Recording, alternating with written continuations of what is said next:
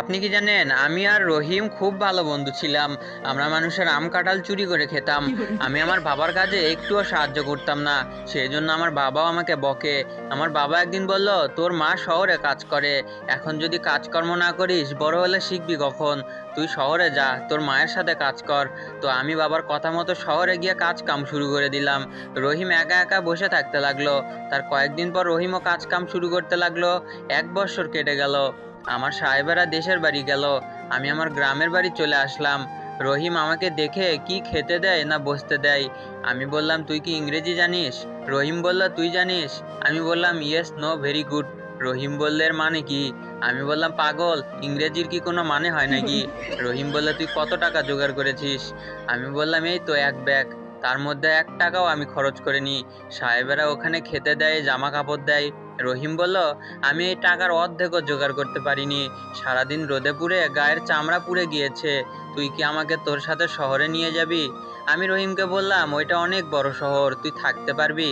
রহিম বলল, হ্যাঁ। তো আমি রহিমকে বললাম, চল যাই। আর হ্যাঁ, ট্রেন ধরতে হবে, অনেক পথ হেঁটে যেতে হবে।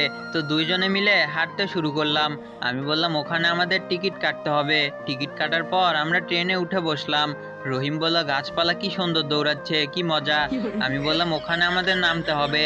তারপর দুইজনে ট্রেন থেকে নেমে শহরে রিক্সা করে চলে আসলাম। তারপরের দিন রহিম আমাকে বলল, কাজের কি হবে? আমি বললাম, তুই এই বাড়িতে কাজ করবি, টাকা কম হোক সমস্যা নেই, 2-1 মাস যাক, তাহলে টাকা বাড়িয়ে দেবে। তো রহিম আমার কথায় কাজ শুরু করে দিল। তার কিছুদিন পর সাহেবের মেয়ের হার চুরি হয়ে গেল। আমার সাহেব ভাবলো আমার সঙ্গে কে যেন এসেছে, মানে রহিমের কথাই বলছিল। রহিম আর আমি দুইজনেই চুরি করেছি। তো সেই সাহেব আমাদের পুলিশে ধরিয়ে দেয়।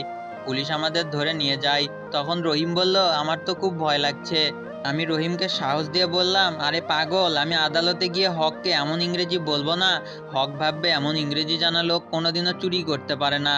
তো আমাদের আদালতে বিচার বসানো হলো। তখন হক আমাকে বলল, তোমরা কি সত্যি সত্যি চুরি করেছো?